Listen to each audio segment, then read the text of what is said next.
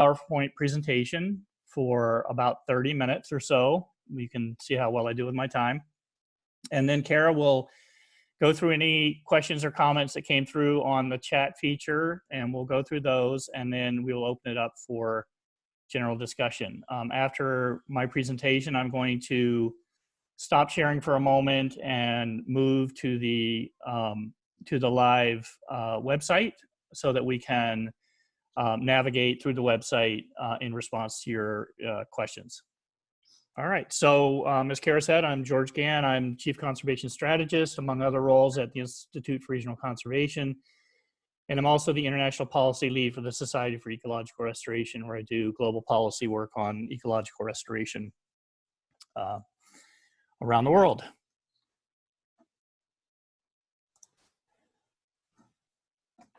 All right, so I want to begin with some acknowledgments. Thanks to Kara for the initiative, for setting this up, and for moderating today. And just to say that Natives for Your Neighborhood is something we've been working on for a long time, since the early 2000s. So there are many people in the organization, past and present, and many conservation partners that have contributed to this tool. There's also many photographers with excellent photographs that have been contributed over the years, and just want to point out some of the main ones that you might see their pictures: Roger Hammer and Keith Bradley, Shirley Denton, James Johnson, and many others. Also, that this is a little bit of work, putting Natives for Your Neighborhood together and keeping it going. And so we've had many sponsored over the years. Some of the founding sponsors being Florida Native Plant Society and the South Florida Water Management District, Broward County, and others, and we continue to have sponsors to allow us to carry this forward. So the first question is, why Natives for Your Neighborhood? There's an awful lot of information available in books and on the internet, and so we're just going to walk through a little bit of about why we created this resource, and some of the reasons that we think it's important that people know it exists and hopefully use it. So one of the interesting things about Florida is this situation where we have the southern and northern range limits of temperate and tropical species coming together. And so, as most people know who do any kind of botany or horticulture in Florida, as you move from north to south, the species composition changes. And in some cases, this change is pretty dramatic. It doesn't take 50 miles for things to change. In Florida, it takes about 10 miles or maybe 20 miles, and species are falling out, and species are being added from the north as you move from south to north, and vice versa. So just as examples, we have this loblolly bay, which is a temperate species that kind of ends its range in northern Palm Beach County. And then we have tropical species that people might be familiar with, like orchids and ferns and many tropical trees that come up from the south, and in some cases just barely make it into South Florida.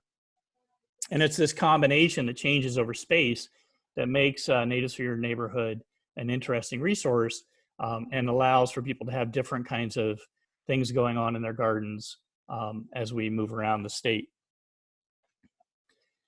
We also have a lot of endemic species, about 100, a little over 100 taxa in South Florida, probably a little bit more than that will end up being described over the next few years. And so in addition to the tropical and temperate species, we have this endemic flora. There are endemics all over Florida. South Florida has a batch, Central Florida, there are coastal species, they're on the Central Scrub Ridge, and all the way up into the Panhandle. There are many endemic species which are found in small areas and nowhere else in the world. So the point of IRC is that local biodiversity matters. So when people think about rare species or why do we care, the bottom line is that what we do in our local areas actually means a lot to the protection of biodiversity. And this biodiversity is very different from place to place. And this is just an image of some rare species that we work with in Everglades National Park, and it kind of gives you an idea of the diversity of life that we have. And there are all kinds of different things. There are trees and shrubs and vines and ferns and orchids and all sorts of things that make up this local biodiversity. And our job at IRC is to try and protect, conserve, and restore as much of that as we can. So what we know in addition to the COVID-19 crisis is that there are some other crises going on in the world. One being biodiversity and extinction. So there's an extinction crisis and there is a climate crisis that we're all aware of. And so I just want to make a few points that relate to kind of the bigger global picture, which is that ecosystem degradation, damage, and destruction diminish the biodiversity functioning and resilience of ecosystems. And this in turn negatively affects the resilience and sustainability of our own social ecological systems. Protection of native ecosystems is critical, but is no longer sufficient. Too much land has already been converted, destroyed, or degraded, so we need to do additional work. And the goal is to secure a net gain in the extent and functioning of native ecosystems by investing in environmental repair, including ecological restoration. And that this restoration can be implemented and should be implemented at multiple scales to achieve measurable effects worldwide. So if we look at Florida and we see the conservation system, we have a robust conservation system in Florida. This is the Florida Natural Areas Inventory map, and according to their data, when I downloaded, 18.4% of Florida was in some form of conservation. And this is actually greater than the global target of 17% and the current 2020 target for the Convention on Biological Diversity. However, many ecosystems are not well protected. So the protection system is not even. It doesn't protect proportionally all the different ecosystems. So in southeastern Florida, in Delray Beach, for instance, the coastal ridge where everybody lives was where the mesic and scrubby flatwoods and the sandpine scrub, similarly to the barrier islands, which have been pretty much built out. So while certain areas are well protected, where we live and work actually is very important for many ecosystems and species that are not well protected otherwise.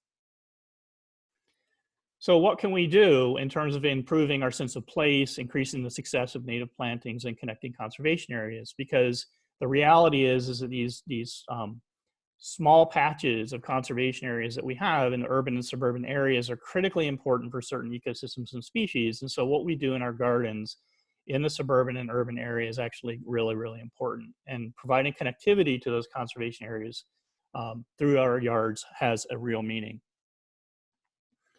So what we can do is to increase plant and animal habitat and connectivity throughout the urban to suburban matrix through the use of native plants within their native ranges and gardening for wildlife.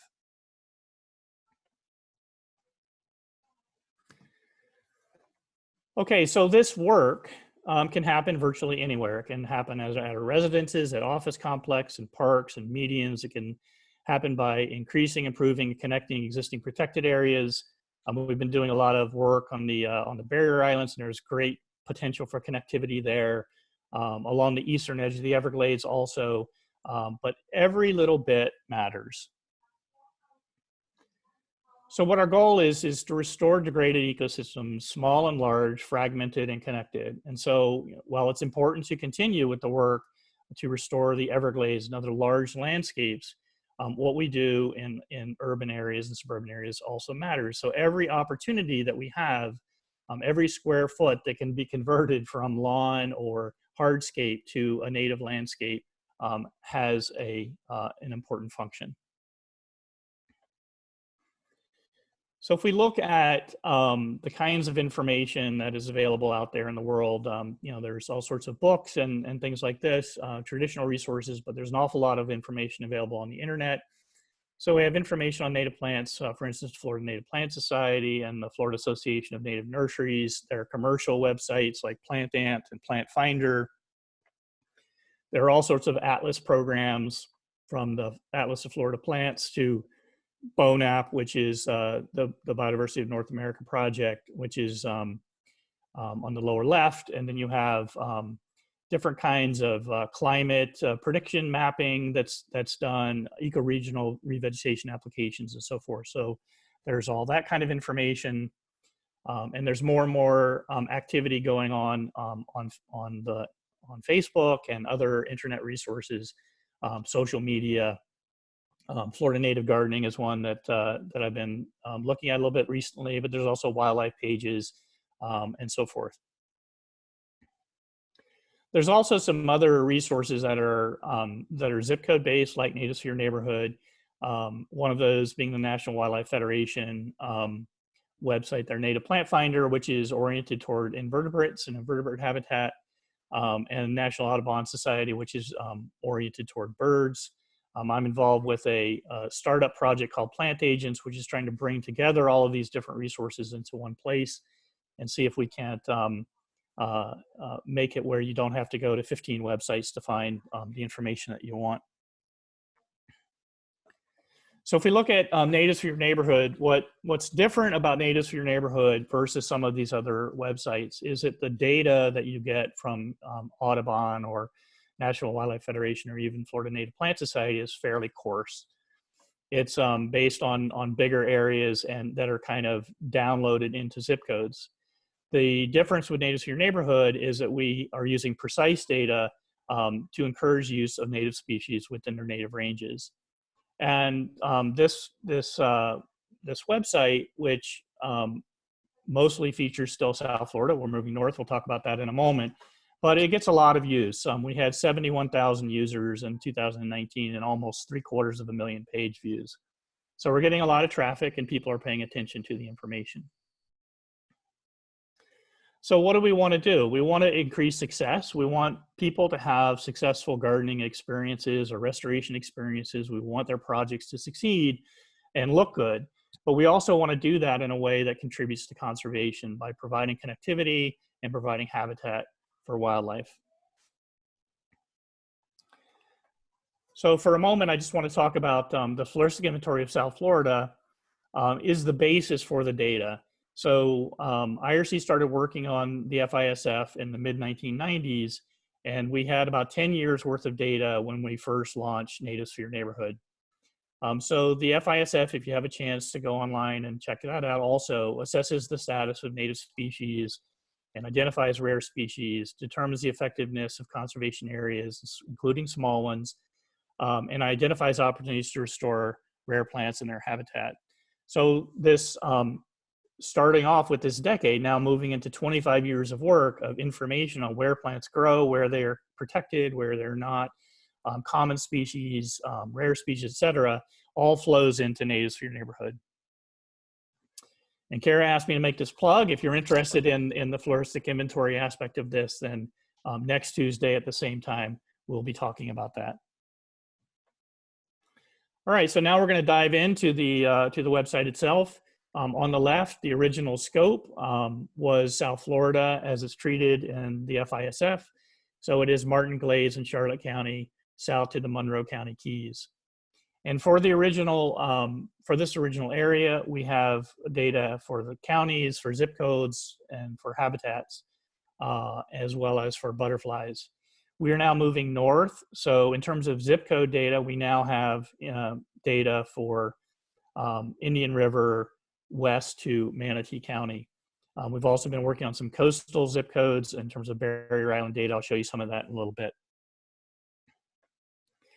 We're very interested in building statewide partnerships and creating more links to other resources. One of the things that you'll notice if you use IRC's resources is that we like to provide you with lots of hard links to other resources so that you can go and find other kinds of information and building coalitions of people so that we can get the right information to folks.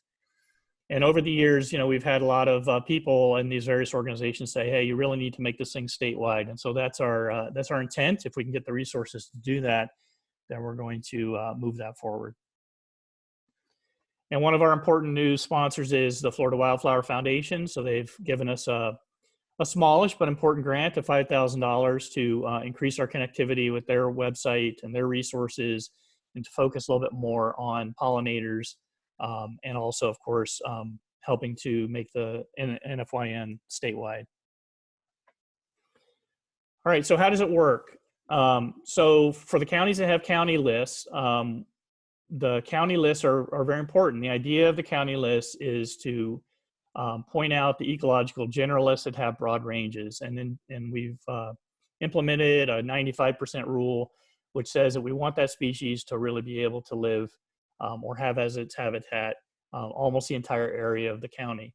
So we're gonna, these are things like cocoa plum, which is illustrated here, or sable palm, saw palmettos, and things like this that really are found in a wide variety of ecosystems, wide variety of conditions, and you really have to work hard to kill those plants.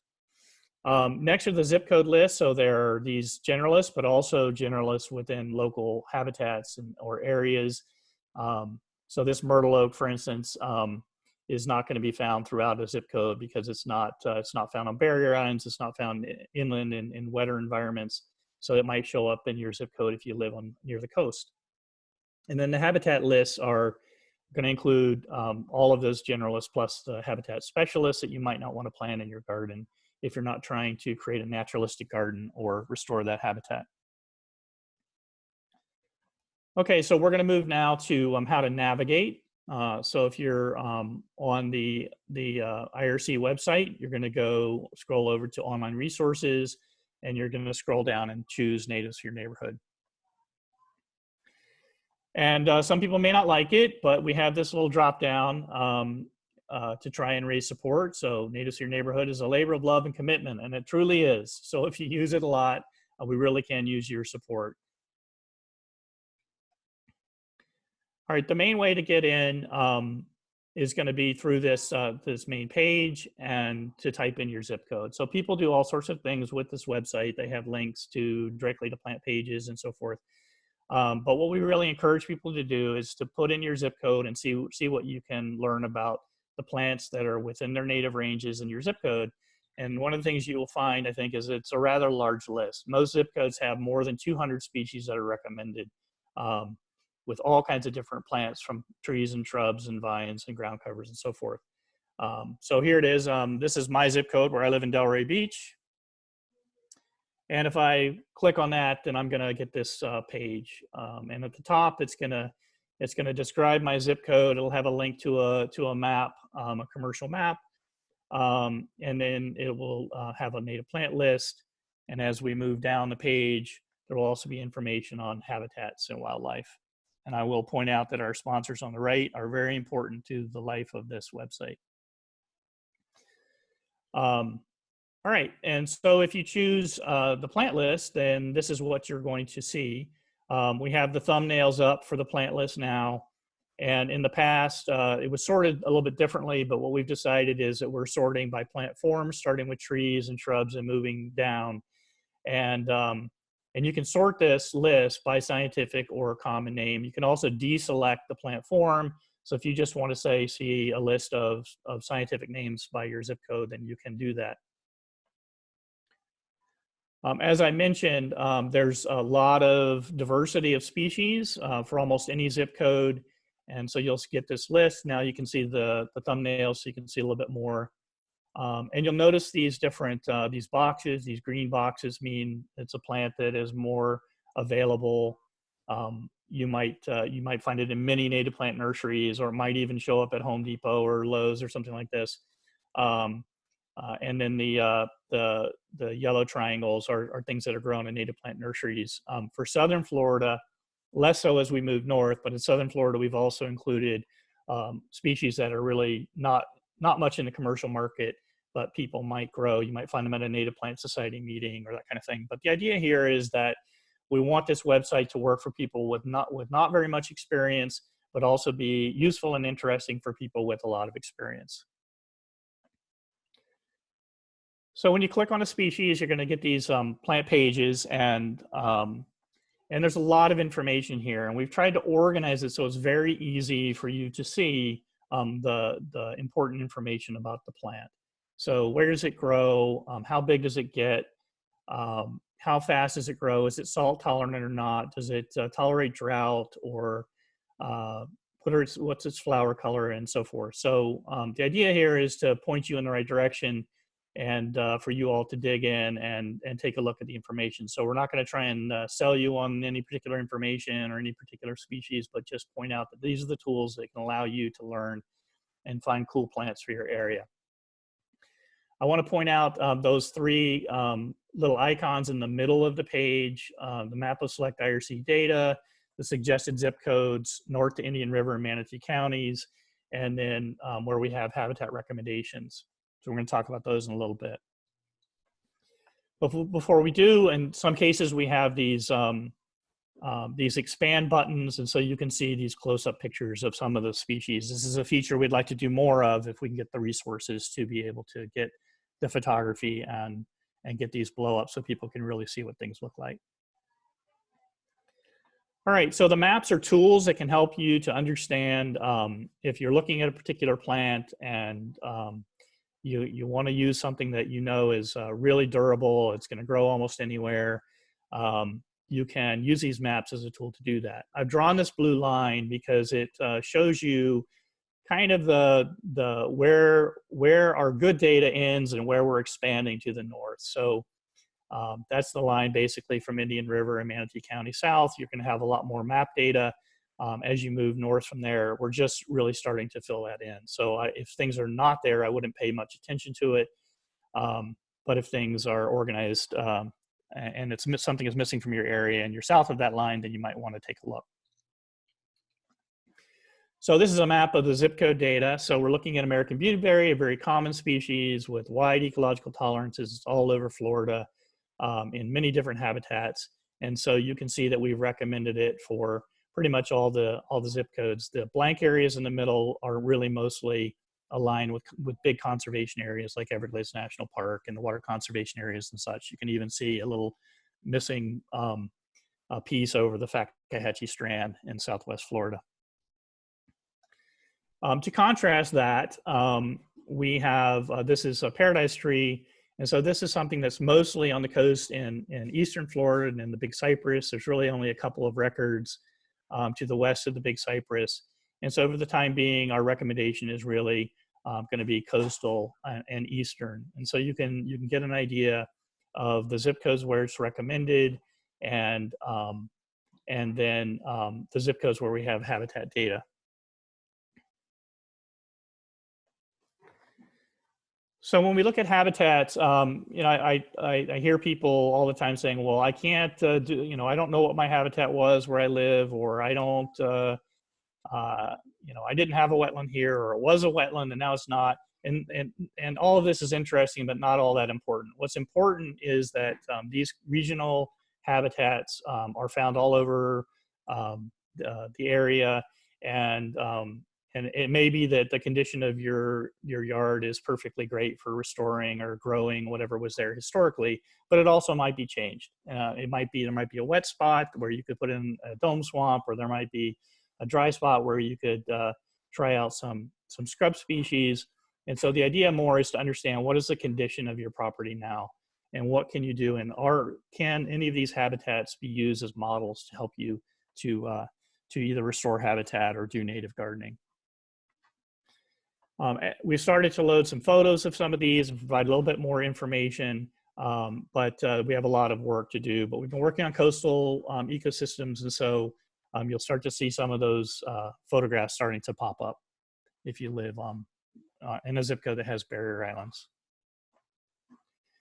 So for the habitats, I'm just going to use this beach dune and coastal grassland habitat.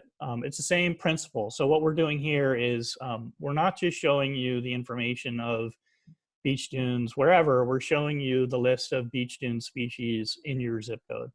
So this is very precise, and there's still plenty of species to work with. And it's the same principle. You're going to click on that button, you're going to go to the species page, and you'll see the information that will let you make a decision about whether this is a good plant for your garden or not.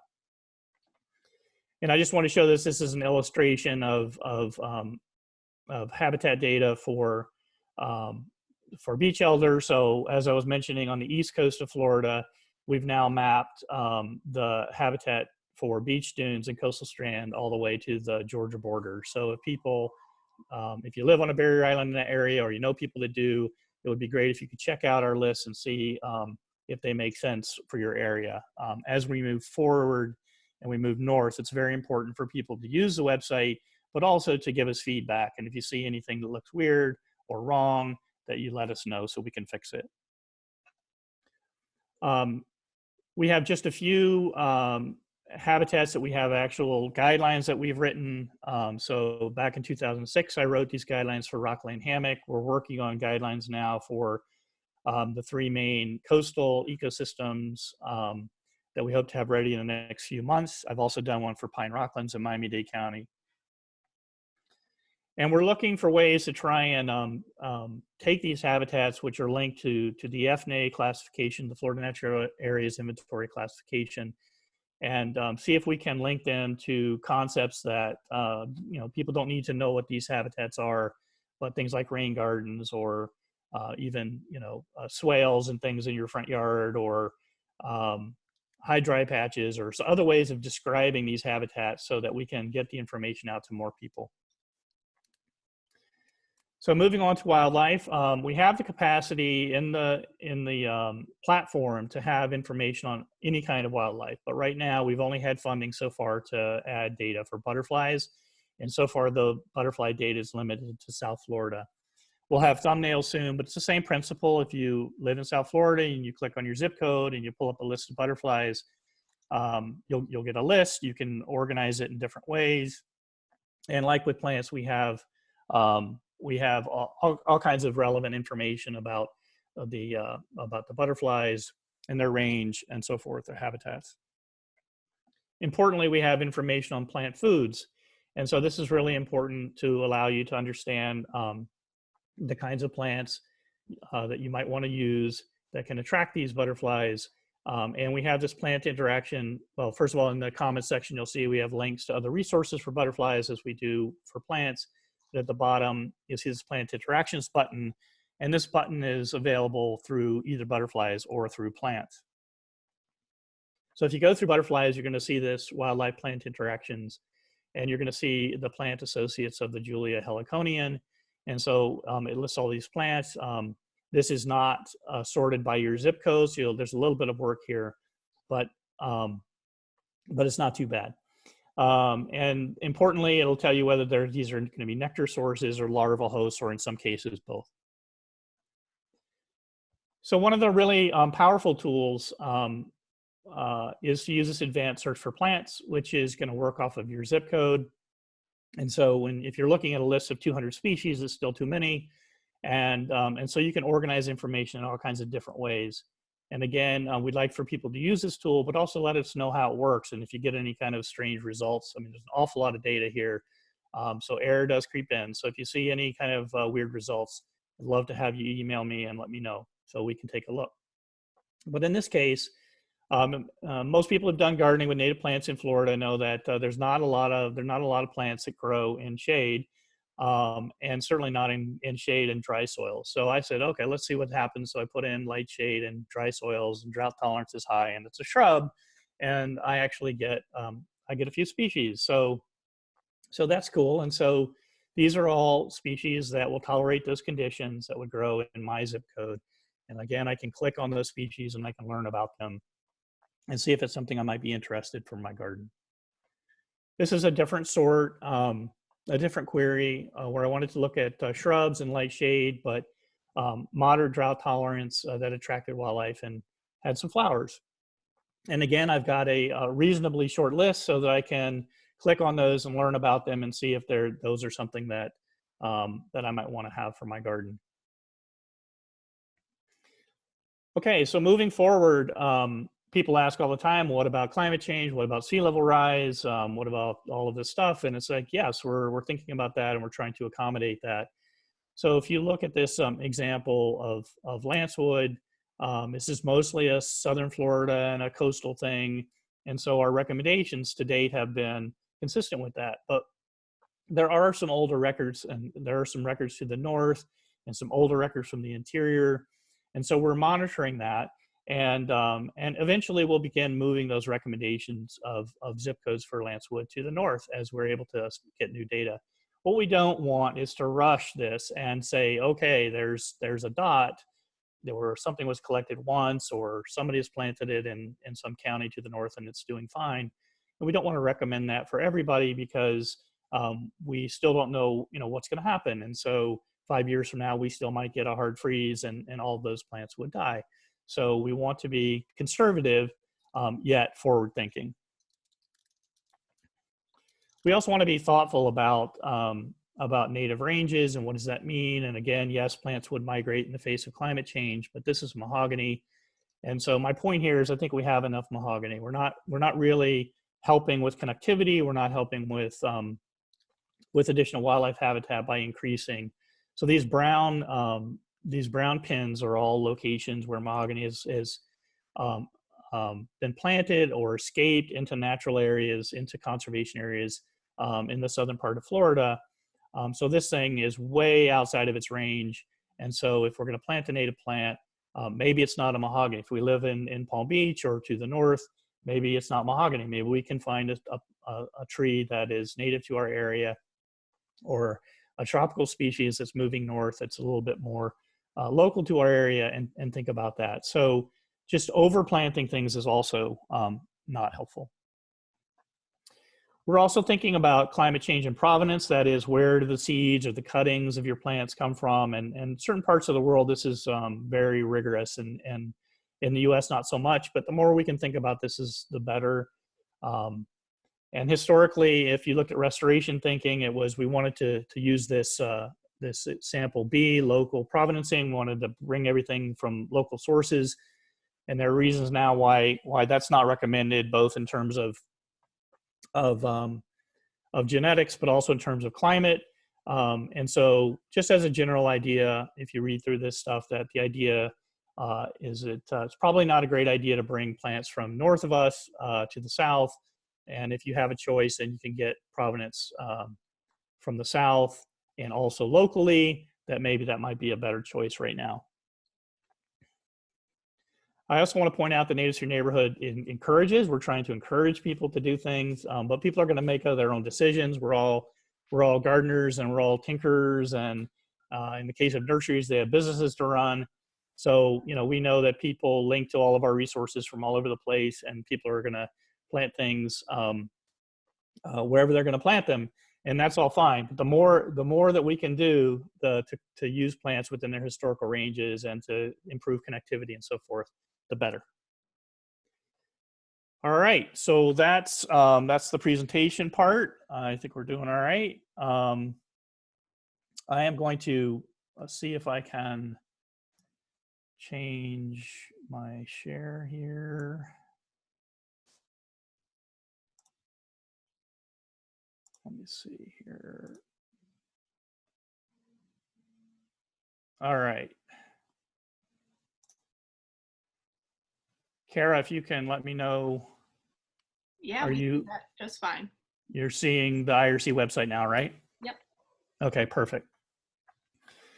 Okay, so I'm just going to look at the navigation real quick. Here's the IRC website if you're not familiar with it, regionalconservation.org, and you're going to go over to the online resources and just scroll down to Natives to Your Neighborhood, and that's going to bring up this page that we described. So you can type in your zip code, and like we described, but you can also use this to, where I principally use it is for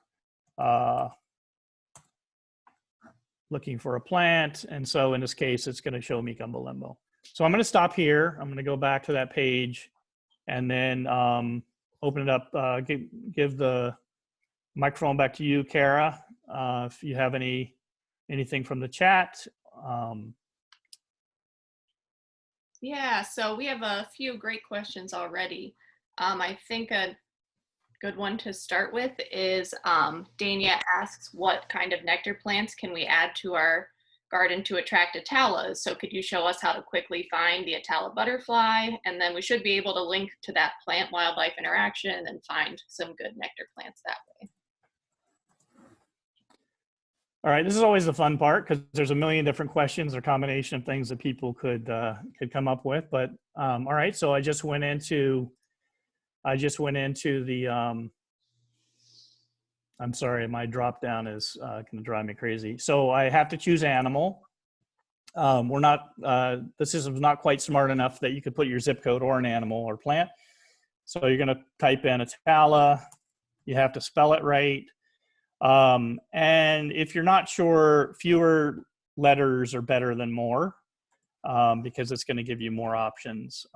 So it's going to give you a list, and you're going to choose Atala, and then we haven't loaded for this species because we're still adding. We haven't loaded the button yet, but here it says the larval host plants is Zamia, and then there is a list of nectar plants. Great. Okay. Awesome. Thank you. So that was one that was asked. Michael asked if we could suggest some of the toughest South Florida native shrubs and ground covers to use in harsh roadway, medians / swale areas that have no irrigation. They found horizontal cocoa plum and railroad vine does well, but would like additional plants. Okay. How do we tackle that? Well, I might start. What county is in Michael in?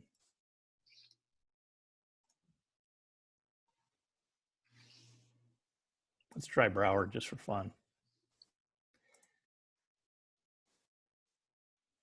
All right, so so we have these organized by shrubs, and so I think that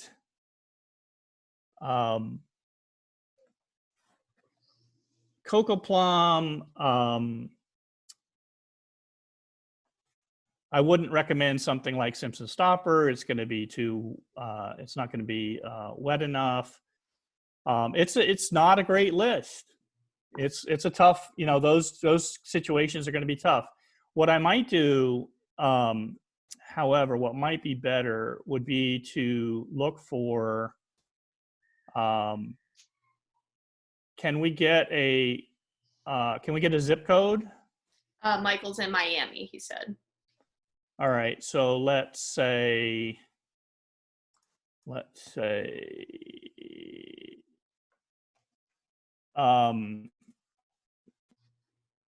give me a zip code in. Can you type? Okay. Can you type a? Michael put in 33130. All right. All right. So downtown Miami. All right. So let's play around with this. So one way to do this might be to use the advanced search for plants. We want what's the light condition? Soil is going to be dry, and we want a shrub. Shrub or ground cover, yeah. All right. Those would be so you have to do a little bit more work. You want high dry tolerance. So this is similar to what I had done before. Yeah. And let's see what we come up with. So it's not a huge list in those conditions. But certainly gives some options, and you walked us through. I'm sure he could play around with this. Yeah, you got to play around with it a little bit for sure. So, and this particular advanced search will yield you nothing. If, like, for instance, I say dry soil and epiphyte, I'm going to get 0 if it works properly, right? Right.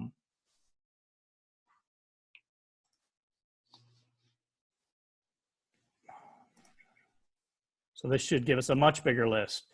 So this is where, kind of going between those two. So things like Senna mexicana at the top, Bahama Senna, which is native to pine rocklands, and drier pine rocklands, which is a low shrub, might be an option, and things like that. So you'll pick up additional species, but you have to play around with it a little bit. If you think of all those variables, it's there's a lot. Okay. Jennifer wants to know if we'll share the PowerPoint. I imagine we could put this on our website afterwards for if anyone wants to. Well, did you record it? And it is recording, and I can answer that for Lourdes. So in theory, as long as the recording loads correctly to my computer afterwards, we're going to upload this to YouTube so we can put it on our website and Facebook and everything. So. Yeah, and generally we do post the PowerPoint. So I would assume that we will do that, yes. Great. And Lee says he's excited to work in his garden and attract wildlife. Awesome. Mary Jo wants to know, is IRC currently consulting with PBC municipalities on working with natives for your neighborhood to increase presence of appropriate natives and require this by ordinance? Are there any ordinances already that do this? So we are trying to do that right now through our Restoring the Gold Coast program. We've also participated in the comprehensive plan in Delray. we would need help. We want to partner with organizations so that we can get municipalities to use natives to your neighborhood. I mean, this is at that level. This could be used as a tool in regulations that say require a certain percentage of natives and new developments and that kind of thing. What we find is that municipalities are still very coarse. The idea of native is very coarse, and we can do much better. And the lists are really quite big in terms of what is possible. So the answer to that is a little bit. We should do more, and we need help. Yep. Pamela wants to know, is there a resource for photographs of original territory? What does that mean? Yeah, Pamela, maybe give us some. Do we mean historical photographs of habitats, for example? Perhaps. Yes.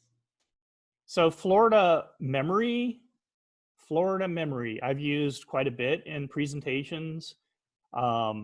So there are pictures, say if you're in Miami-Dade, there are pictures of pine rocklands during the homesteading era. There are certainly pictures of things along the coast. So that would be a place that I might start. Okay, great. Laura wants to know the best way to figure out your habitat. Well, so each zip code might have, say, let's say 10 habitats, and they're going to be, there's going to be some wetland habitats and there's going to be some upland habitats. There'll be some habitats that are based on trees and that are shady, and some that are sunny.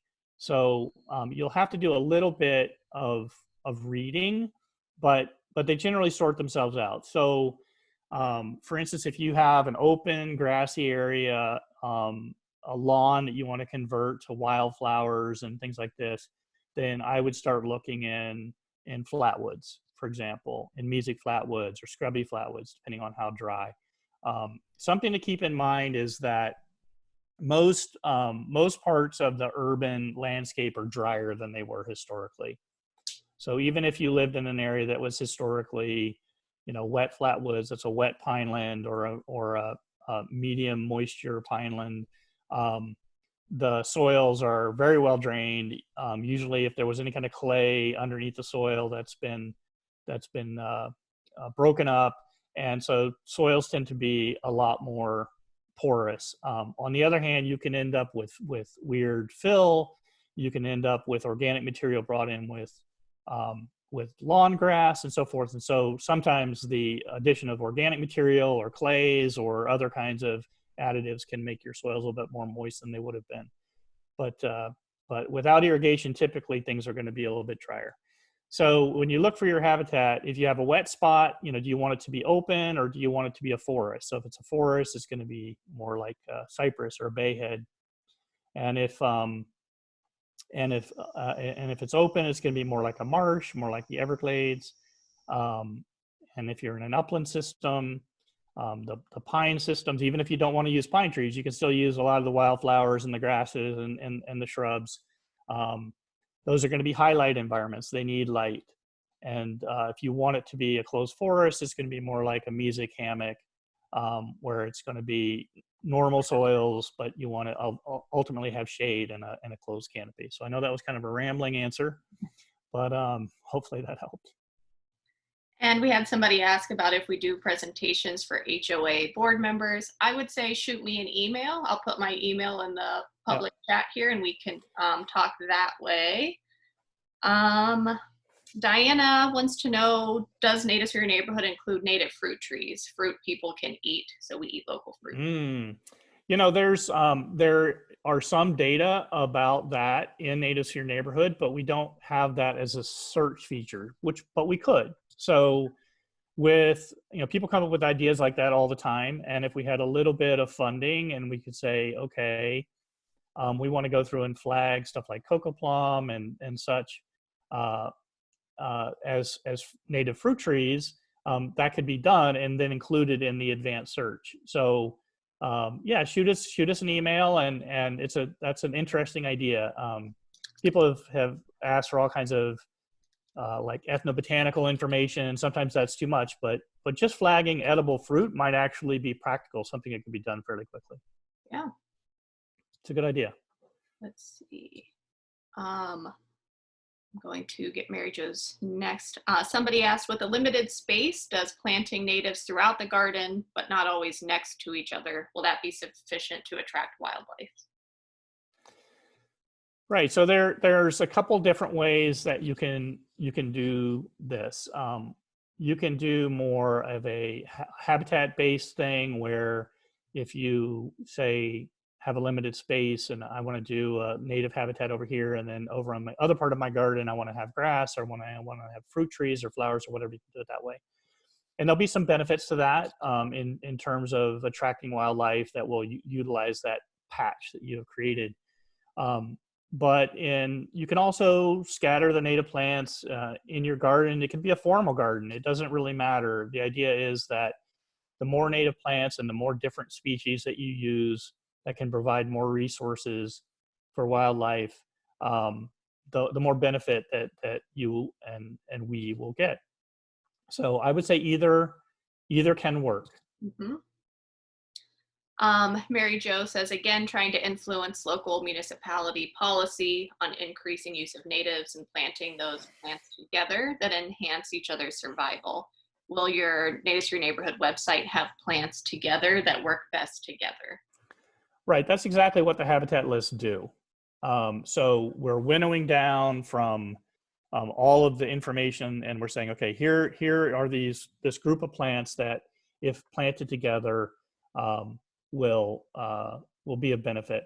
Now, something that we need to do more of, that we're starting to do with the barrier island, with the coastal uplands work, is to create this guidance, and this is really an aspiration of mine, to be able to do a little bit more in terms of really identifying the dominant plants and the kind of the must-have plants in each of these habitats, and how to assemble them better. But that's kind of another level of information that takes quite a bit of work. But we're definitely moving in that area right now on the coastal things, and we've done some in Miami-Dade, like I described. But yes, that's what we need to do. Yep. Melissa asks, are you working with parks, commercial, or industrial areas? Well, the idea, okay, so I'm not sure what works, but the idea of Natives for Your Neighborhood is that we want to have a tool that can work in any of those contexts. And IRC is trying to get the information out to people at all of those different scales to make good decisions. But I mean, if we want to change the way things happen, we have to be able to interact and do work with everyone at every scale. Mm-hmm. Awesome. And we have about 5 minutes left. So if anyone else had any questions, I think I've made it through our questions. Yeah, you can just open up. If people, I don't know if people know the raise hand function. People want to talk, then you can mention that. Yeah, you can raise your hand, and then Kara can turn on your mic. Mm-hmm. You want to give that a shot? Somebody asked, what does epiphytic mean? Good question. So epiphytic means growing on another plant. So that's things like bromeliads or orchids. So the roots are not in the ground, the roots are growing on another plant, but it's quite different from a parasite. So an epiphyte just uses the other plant as an anchor, but it does not, the roots do not penetrate into the plant, and it does not derive any nutrients directly from the host plant. Diana said one of the biggest issues she faced when trying to motivate her city to plant more natives, especially native wildflowers, was that the people they hire / contract to do the maintenance treats just about everything like a weed and don't understand how to work with natives. Cannot disagree. Right. Yeah. Yeah. Well, yeah. There's a long way to go here. Yep. Yeah. You know, part of our Restoring the Gold Coast program, before plans fell through the spring, we were going to hold a workshop with the Delray Beach Parks employees, Right. you know, because right, that comes up all the time. Right. What else? Let's see.